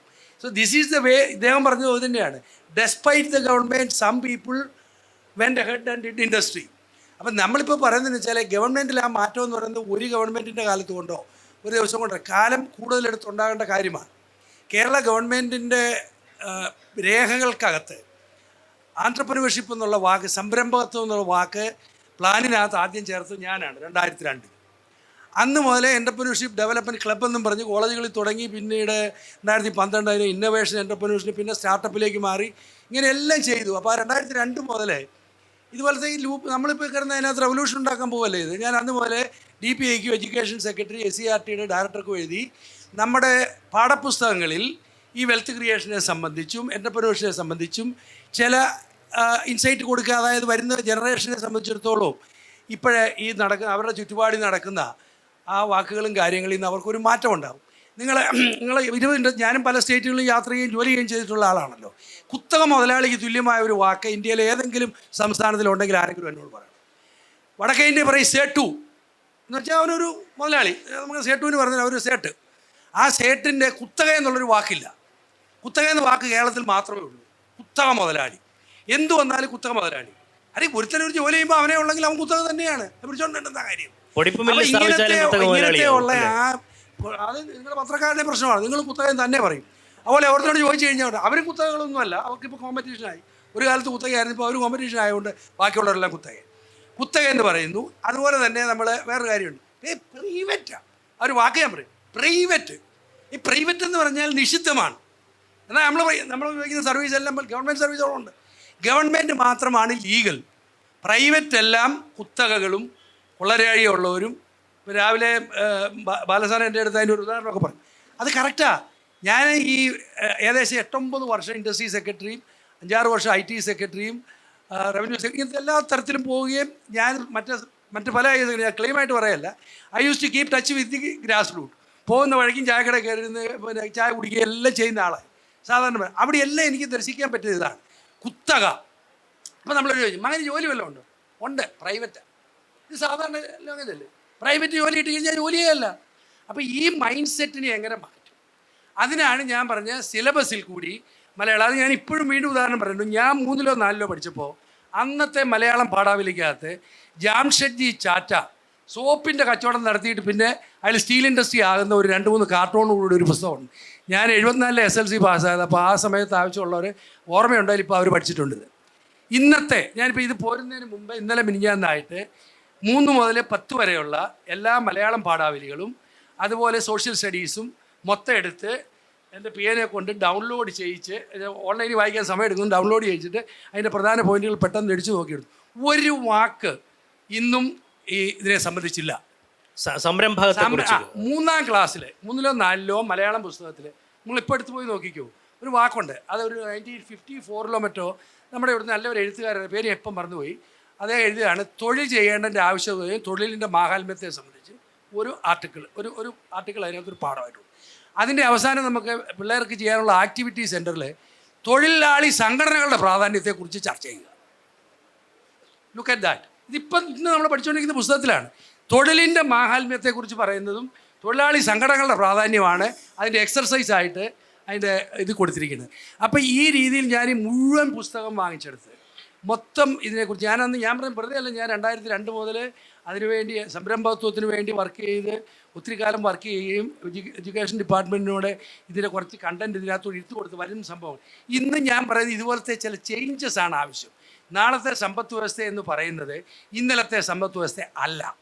പൊതുമേഖല അടിസ്ഥാനമായിട്ടുള്ള ഒരു സമ്പദ് വ്യവസ്ഥ അല്ല നാളെ നമുക്ക് വേണ്ടത്. പ്രൈവറ്റ് എന്ന് പറയുന്ന വാക്ക് ഇനി കേരളത്തിൽ അധികം കാലം കൂടെ ഉണ്ടാകാൻ പാടില്ല. പ്രൈവറ്റ് തന്നെ അത്ര തന്നെ. അതിൽ ചൂഷണമുണ്ടോ? അതിന് നമുക്ക് നിയമങ്ങളുണ്ട്, അതിന് പരിശോധനയുണ്ട്. ഞാൻ ഇത്രയും കാലം റവന്യൂ സെക്രട്ടറി ഇൻഡസ്ട്രി സെക്രട്ടറി ആയിരുന്നാലും 2.5 വർഷം ലേബർ സെക്രട്ടറി ആയിരുന്ന കാലമാണ്. അദ്ദേഹത്തിൻ്റെ വ്യവസായത്തിനകത്തൊക്കെ പ്രശ്നം വന്നപ്പോൾ ഞാൻ തന്നെയാണ് ലേബർ സെക്രട്ടറി ആയിട്ടിരുന്നത്. അതിന് എനിക്ക് ചെയ്യാവുന്ന ഹെൽപ്പ് ചെയ്ത ആളാണ്. അതുകൊണ്ടാണ് ഞാൻ പറയുന്നത്. അന്ന് അദ്ദേഹത്തിൻ്റെ അതുപോലെ ഇപ്പോൾ ഒന്ന് പറഞ്ഞേക്കാം, കാര്യം സമയമില്ലെങ്കിലും ഞാൻ പറയാം. അദ്ദേഹത്തിൻ്റെ തൊഴിലാളികളുടെ ഇൻറ്റേർണൽ നേതാക്കന്മാരെ ഞങ്ങൾ ചർച്ച നടക്കുമ്പോൾ ഒന്ന് പറയാം. എക്സ്റ്റേണൽ നേതാക്കൾ വന്നിട്ട് അയാൾ മരിച്ചു പോയി കേട്ടോ. പിന്നെ ഒരു ഇൻഫർമേഷൻ കമ്മീഷൻ ഒരു വിധിര ശശി ഒരു INTUC എൻ്റെ പിന്നെ വന്നിട്ട് എന്തോ ഒരു ബഹളമായിരുന്നറിയോ, ഈ കുത്തക മുതലാളി അവരെ മറ്റോ നമുക്ക് കാച്ചി കളയണം എന്നുള്ള രീതിയിൽ സംസാരം. അതെല്ലാം കഴിഞ്ഞ് ഞാൻ കേട്ടു. ഇദ്ദേഹത്തോട്ട് വന്നുമില്ല. അദ്ദേഹത്തിൻ്റെ ഓഫീസറെ ഇടപെട്ടു വിട്ടു.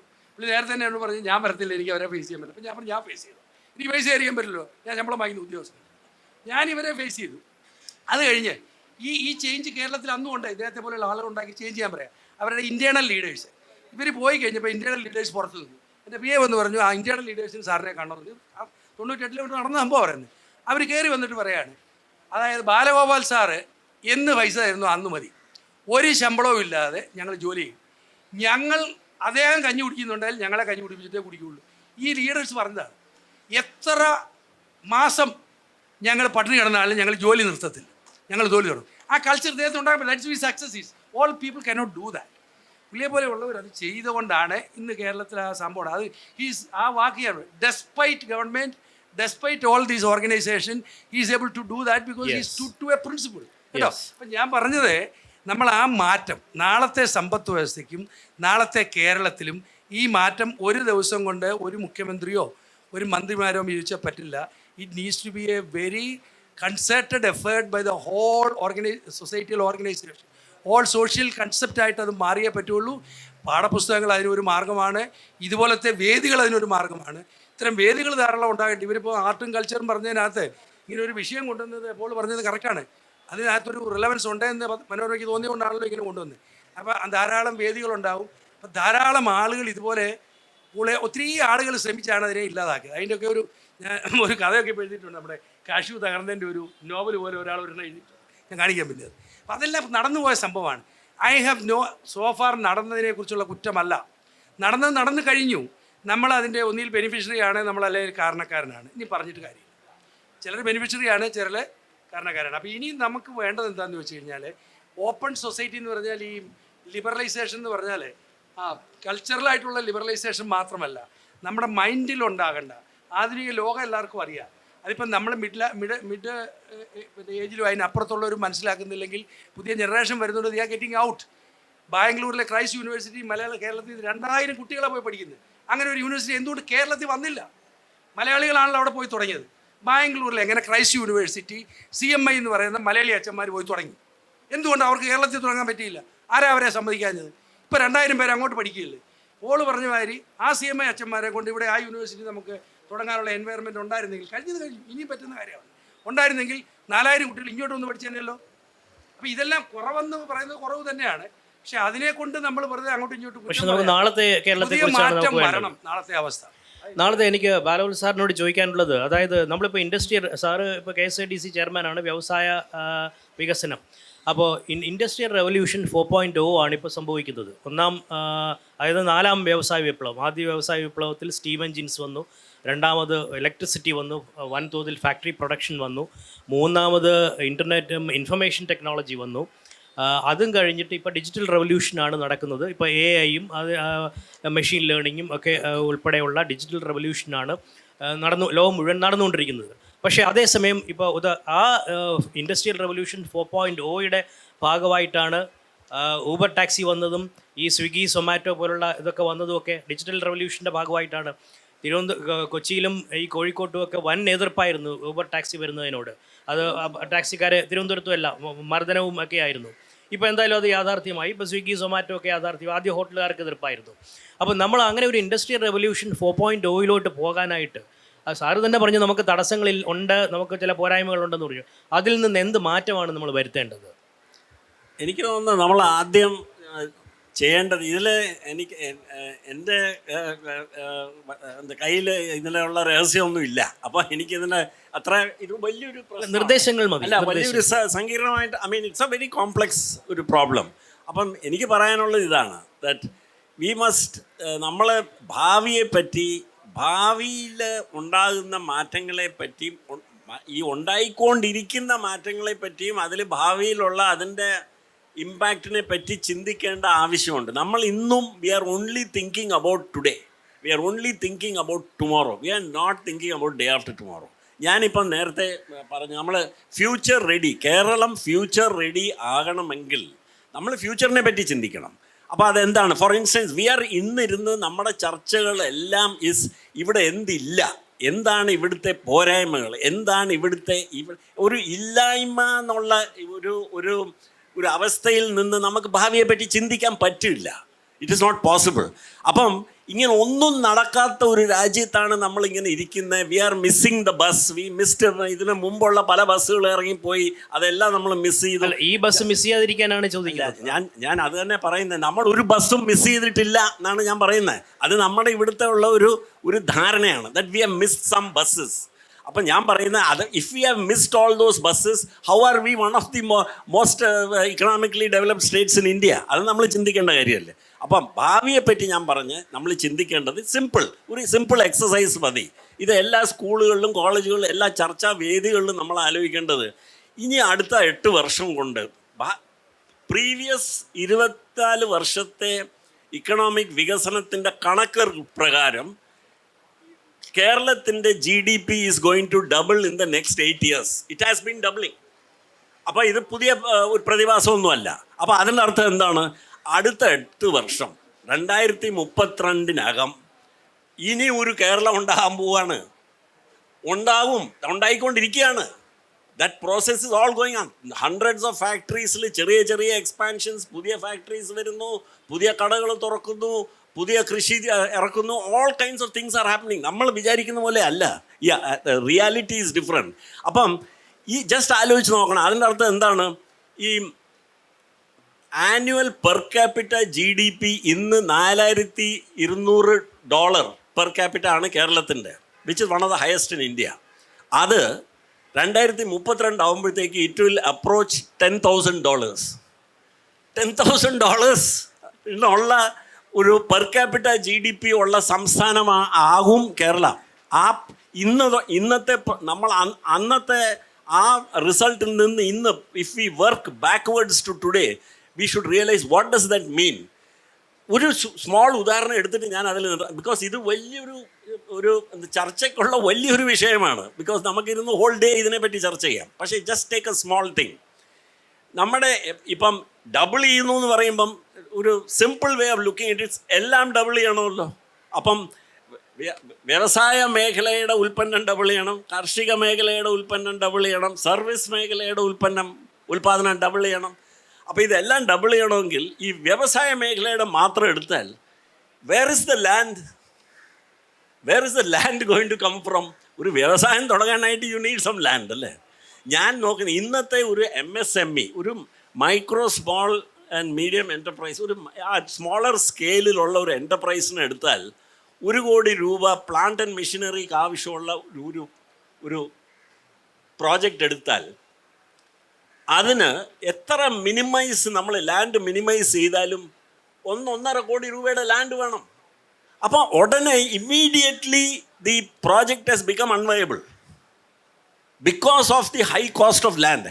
അപ്പം നമ്മൾ അതിന് എന്തെങ്കിലും one of the things government ചെയ്യേണ്ടത് ഇൻഡസ്ട്രിയൽ എസ്റ്റേറ്റ്സ് വഴിയും ഈ മൾട്ടി സ്റ്റോറീഡ് ഇൻഡസ്ട്രിയൽ, ബിക്കോസ് ഇതുപോലെ ലാൻഡിന് ഞെരുക്കമുള്ള ഇൻഡസ്ട്രിയൽ ലാൻഡിന് സപ്ലൈയിൽ ബുദ്ധിമുട്ടുള്ള വേറെ രാജ്യങ്ങളുണ്ട്. Taiwan and south Korea and Singapore and all these places face the same problem. അവരെങ്ങനെ ഇതെല്ലാം സോൾവ് ചെയ്തു എന്ന് നമ്മൾ നോക്കി അതിൽ നിന്ന് പാഠങ്ങൾ പഠിച്ച് if you are able to find a solution, ഈ മാതിരി ഓരോ സ്റ്റേജിൽ ഇൻക്ലൂഡിങ് എഡ്യൂക്കേഷൻ. ഇപ്പം നേരത്തെ കുര്യനും കിഷോറും പോളും പറഞ്ഞതുപോലെ every sector we have to find ways. And അങ്ങനെ നമ്മൾ ചിന്തിക്കാൻ തുടങ്ങിയാൽ we will start thinking creatively, we will not think negatively. അപ്പം നമുക്കിവിടെ എന്തോ ഒരുപാട് പോരായ്മകളും ഒരുപാട് കുറവുകളും ഒരുപാട് പരിമിതികളും ഉണ്ടെന്നുള്ള ആ ഇതിൽ നിന്ന് we must get out of that mindset and start thinking about a mindset, about a state where things are happening. Things have been happening. അടുത്ത 8 വർഷം കൊണ്ട് ഈ ഇരട്ടിപ്പിക്കൽ നടക്കുമ്പം നമ്മുടെ ഗ്രോസ് സ്റ്റേറ്റ് ഡൊമസ്റ്റിക് പ്രോഡക്റ്റിൻ്റെ ഡബിളിങ് നടക്കുമ്പം how are we going to make it? അതിനെപ്പറ്റി ഒരു ചർച്ച വരുമ്പോൾ നമ്മുടെ എല്ലാവരുടെയും കേരള ജനതയുടെ എല്ലാ ഘടകങ്ങളും എല്ലാ മേഖലകളിൽ നിന്നുള്ളവരുടെ ക്രിയേറ്റിവിറ്റി എല്ലാം പുറത്തു വരുമെന്നുള്ള കാര്യത്തിൽ എനിക്ക് യാതൊരു സംശയമില്ല. എനിക്ക് ആ നല്ലൊരു ഒരു പോസിറ്റീവ് ഹോപ്പ് ഉണ്ട് അതിനെപ്പറ്റി. Thank you. ശ്രീ പോൾ തോമസ്, അത് കഴിഞ്ഞിട്ട് നമുക്ക് ചോദ്യങ്ങളിലേക്ക് കടക്കാം. അങ്ങേക്ക് പറയാനുള്ളത്? തീർച്ചയായിട്ടും ഇവിടെ രണ്ടുപേരും കുര്യൻ സാറും ബാലഗോപാൽ സാറും പറഞ്ഞ കാര്യങ്ങളോട് തന്നെയാണ് യോജിക്കുന്നത്. സ്പെസിഫിക് ആയിട്ട് എനിക്ക് പറയാനായിട്ടുള്ള കാര്യം, നമുക്കിവിടെ വളരെ വളരെ സ്ട്രോങ് ആയിട്ടുള്ള ഒരു ലോക്കൽ ബോഡി ത്രിതല ഭരണ സംവിധാനമുണ്ട്. പക്ഷേ അതിന് വേണ്ട രീതിയിൽ ഒരു വരുമാന എക്കണോമിക് ഡെവലപ്മെൻറ്റ്, അതെല്ലാം ഒരു വെൽഫെയർ അപ്രോച്ചിൽ മാത്രമാണ് നമ്മളുടെ ലോക്കൽ ബോഡീസ് എല്ലാം ഇപ്പോഴും പ്രവർത്തിച്ചുകൊണ്ടിരിക്കുന്നത്. അപ്പോൾ അതിന് പ്രധാനമായിട്ടുള്ള ഇപ്പം യൂറോപ്പിലും അമേരിക്കയിലും ഒക്കെ മുനിസിപ്പൽ ബോണ്ട്സ് വളരെ പോപ്പുലറാണ്. ഇന്ത്യയിൽ 97 മുതൽ സെബി മുനിസിപ്പൽ ബോണ്ട്സ് കൊണ്ടുവന്നിട്ടുണ്ട്. പക്ഷേ വളരെ ചുരുക്കം മുനിസിപ്പൽ കോർപ്പറേഷൻസാണ് അത് ചെയ്തിട്ടുള്ളത്. എന്തുകൊണ്ട് നമ്മളുടെ മുനിസിപ്പൽ അറ്റ്ലീസ്റ്റ് കുറച്ച് തിരുവനന്തപുരം, തൃശ്ശൂർ, കൊല്ലം പോലെ കോർപ്പറേഷൻസ്, എറണാകുളം, കോഴിക്കോടിനെയൊക്കെ അവർക്ക് സ്വന്തമായിട്ട് അവരുടെ പ്രോജക്റ്റുകൾക്ക് ഫണ്ട് റേസ് ചെയ്യാനായിട്ടുള്ള, ഞാൻ പറഞ്ഞത്, അപ്പോൾ അവർ സ്വന്തമായിട്ട് ഫണ്ട് റേസ് ചെയ്ത് വരുമ്പോൾ അവിടെ ഒരു എക്കണോമിക് ഡെവലപ്മെൻറ്റിൻ്റെ പ്രാധാന്യത്തെക്കുറിച്ചിട്ട് അവരുടെ ഒരു ബോധ്യം വരും. അവരുടെ ഫിനാൻഷ്യൽ സിസ്റ്റം വളരെ വർദ്ധിക്കും. ഇതാണ് എനിക്ക് ഒരു വളരെ ക്വിക്കായിട്ട് പറയുന്നത്. രണ്ടാമത്തേത്, ഓരോ പഞ്ചായത്തിലും ഓരോ സ്ഥലം, പ്രത്യേകിച്ച് കേരളം ഒരു വലിയ സ്ഥലമായതുകൊണ്ട്, പ്രത്യേകിച്ച് ഞാൻ മൈക്രോ സംരംഭകരുടെ ഇടയിൽ പ്രവർത്തിക്കുന്നുണ്ട്, എല്ലാവർക്കും സാറ് പറഞ്ഞ പോലെ ലാൻഡ് മേടിച്ച് ഇൻഡസ്ട്രി ഉണ്ടാക്കാനായിട്ട് പറ്റില്ല. അപ്പോൾ ഓരോ പഞ്ചായത്തിലും ഇപ്പോൾ നമ്മുടെ എല്ലാ പഞ്ചായത്തിലും 2000 രൂപ വീതം വെൽഫെയർ തൊഴിലിന് വേണ്ടിയിട്ടൊക്കെ കൊടുക്കുന്നതിന് പകരമായിട്ട് കോമൺ ഫെസിലിറ്റി സെൻറ്റേഴ്സ്, ഇപ്പം ഇലക്ട്രോണിക് മാനുഫാക്ചറിങ്ങിന് ഒരു കോമൺ ഫെസിലിറ്റി സെൻറ്റർ, അല്ലെങ്കിൽ ഫുഡ് പ്രോസസ്സിങ്ങിന് ഒരു കോമൺ ഫെസിലിറ്റി സെൻറ്റർ, ഇതുപോലെ തുടങ്ങുകയാണെങ്കിൽ entrepreneurs can come and use that facility. ഒരു ഫീസ് കൊടുത്ത് അത് ചെയ്യാവുന്നതായിട്ടുള്ള കാര്യമാണ്. രണ്ടാമത്തെ കാര്യം, പിന്നെ ലാൻഡ് റിഫോംസ് നിർബന്ധമായിട്ടും ഇവിടെ വരേണ്ടതായിട്ടുള്ള സമയം അതിക്രമിച്ചു. അന്നത്തെ സാമൂഹ്യ സാമ്പത്തിക പശ്ചാത്തലമല്ല 2024 മനസ്സിലാക്കി വേണം. എനിക്കതിൽ അമെൻമെൻറ്റ് വേണം. ലാൻഡ് യൂട്ടിലൈസേഷൻ, പ്ലാന്റേഷൻ, ഈ രംഗത്തല്ല. അതിൽ പ്രധാനമായിട്ടുള്ള പങ്ക് വഹിക്കാനായിട്ട് കഴിയുന്നത് കേരളത്തിലെ മാധ്യമങ്ങൾക്കാണ്. കേരളത്തിൽ ഉണ്ടായിട്ടുള്ള റിഫോംസ് എല്ലാം നോക്കിക്കഴിഞ്ഞാൽ അജണ്ട സെറ്റ് ചെയ്യുന്നത് കേരളത്തിലെ മാധ്യമങ്ങളാണ്. അതുകൊണ്ട് എൻ്റെ റിക്വസ്റ്റ്, മനോരമയുടെ സാമ്പത്തിക പേജ് 1/2 പേജ് എന്നുള്ളത് മാറ്റി ഒരു ഫുൾ പേജ് മനോരമ സാമ്പത്തിക പേജ് ഡെയിലി ഇവിടുത്തെ ഇതുണ്ട്. മനോരമ TV, കാരണം എനിക്ക് മൊത്തത്തിൽ നിങ്ങൾക്ക് ചെയ്യാൻ പറ്റും. നിങ്ങളുടെ ചാനലിൽ നിങ്ങൾക്ക് ചെയ്യാമല്ലോ. ഞങ്ങളെപ്പോലുള്ള സംരംഭകരൊക്കെ അതിന് വേണ്ടതായിട്ടുള്ള സപ്പോർട്ടും തീർച്ചയായിട്ടും ചെയ്യും. ഇതുപോലുള്ള ചർച്ചകൾ ഉണ്ടാവട്ടെ, അജണ്ട സെറ്റ് ചെയ്യാനായിട്ടുള്ള ചർച്ചകൾ. പക്ഷേ നമ്മുടെ ചർച്ചകളൊക്കെ എവിടെയാണ് പോകുന്നത്? ഇവിടെ എന്തെങ്കിലും ഒരു ചർച്ച ഉണ്ടായിട്ടുണ്ടോ? കേരളത്തിൽ ഭൂപരിഷ്കരണത്തിൽ റിഫോംസ് ആവശ്യമുണ്ടോ എന്നുള്ളതിനെക്കുറിച്ച് ചർച്ച ഉണ്ടായിട്ടുണ്ടോ? എന്തുകൊണ്ടാണ് ചർച്ച ഉണ്ടാവാത്തത്? നിങ്ങൾക്ക് അതിൽ വലിയ കാര്യം ചെയ്യാൻ പറ്റുന്നുള്ളതാണ് എൻ്റെ ആവശ്യത്തെക്കുറിച്ച്.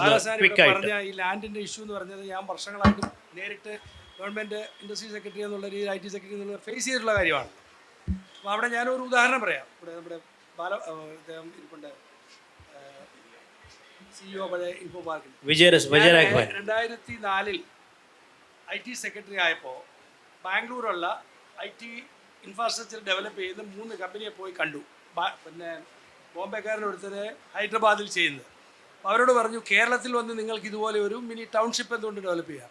ഫസ്റ്റ് ചോദ്യം ചോദിച്ചത്, നിങ്ങൾ അവിടെ 15 ഏക്കർ കൂടുതൽ ലാൻഡ് വാങ്ങിക്കാൻ പറ്റില്ല, ഞങ്ങൾക്ക് 10-30 ഏക്കർ സ്ഥലം വേണം, അത് പെർമിറ്റ് ചെയ്യുകയാണെങ്കിൽ ഞങ്ങൾ വരാം.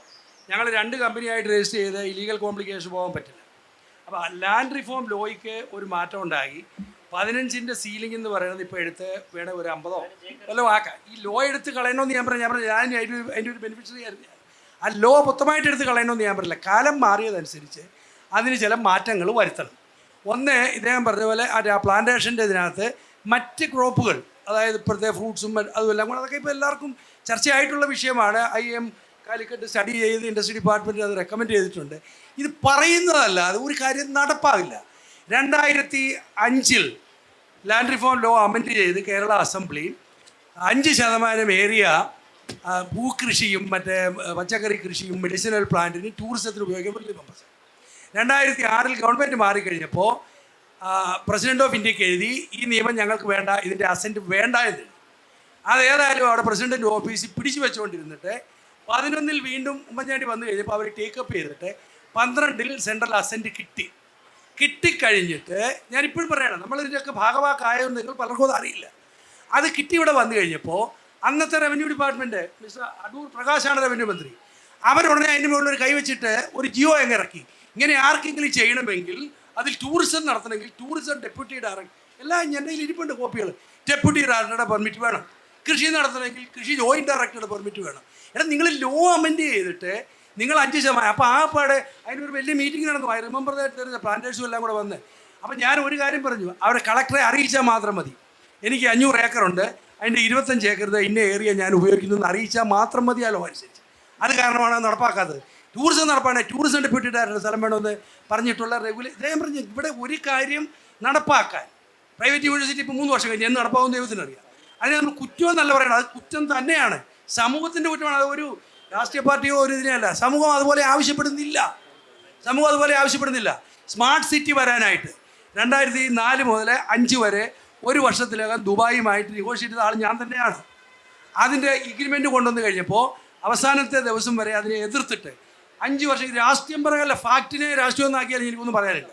2011 അതേ എഗ്രിമെൻറ്റ് പോയി നടപ്പാക്കി. 5 വർഷം പോയോ? ഗോൾഡൻ പീരീഡ് അങ്ങ് പോയി.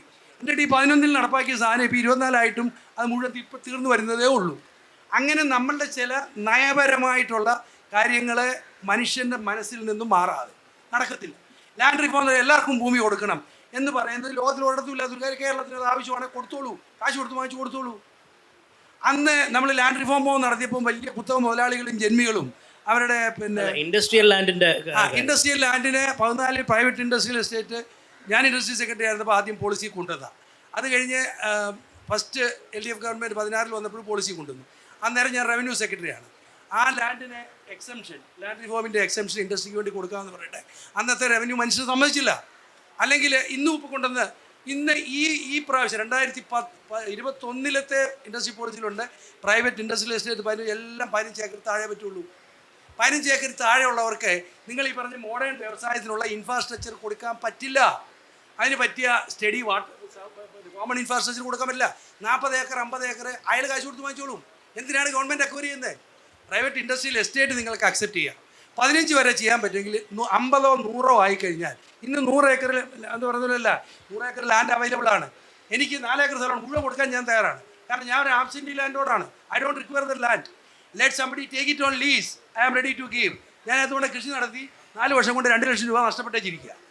അപ്പോൾ അതുകൊണ്ട് എനിക്ക് അത് ലീസിന് കൊടുക്കാനോ ഇൻഡസ്ട്രിയൽ പർപ്പസിന് വിൽക്കാനോ ഇഷ്ടം പോലെ ലാൻഡുണ്ട്. കേരളത്തിൻ്റെ മിഡ് ലാൻഡുകൾ മുഴുവനും അൺകൾട്ടിവേറ്റഡ് ആയിട്ട് ഈൽഡിങ് ആയിട്ടുള്ള റബ്ബറുമായിട്ട് എത്ര ഏക്കറാണ്. എന്തിനാണ് നമ്മളത് പറയുന്നത്? നിങ്ങളെല്ലാം യാത്ര ചെയ്യുമ്പോൾ കാണുന്ന സ്ഥലമല്ലേ. ലാൻഡ് എവിടെ ഇല്ലെന്നായി പറയുന്നത്.